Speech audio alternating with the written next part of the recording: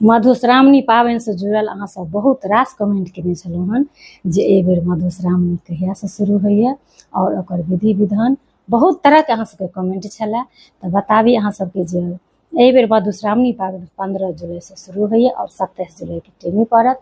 और विधि विधानके हम से विस्तार पूर्वक वीडियो बनाकऽ हम अपलोड कऽ देने छी यूट्यूब चैनल पर। ओकर किछु कटिंग हम फेसबुक पर सेहो देने छी, तऽ अहाँ सब जाकऽ देख सकै छी।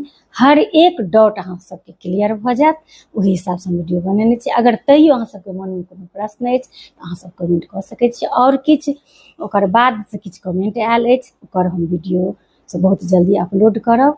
और से पहिल दिनक कथा सेहो हम अपलोड करब, अपना सब पंचमी पाबनि किया मनबै छी तऽ सेहो हम अपलोड करब।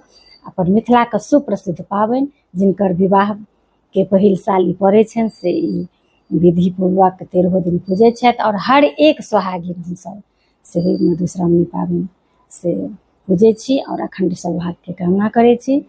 तऽ हम सब गोटाके बहुत बहुत शुभकामना दै छी, बहुत बहुत बधाई। एहिना अपना सबके भाग सोहाग भरल रहै, पुरल रहै, हंसी खुशी रही और पाबनि पूजैत रही और नवविवाहिता सबके पुजाबैत रही। एहिना अपन मिथिलामे रंग बिरंग फूल लोढ़ैके ई सावन महीनाके बहुत सुंदर से पाबनि होइए।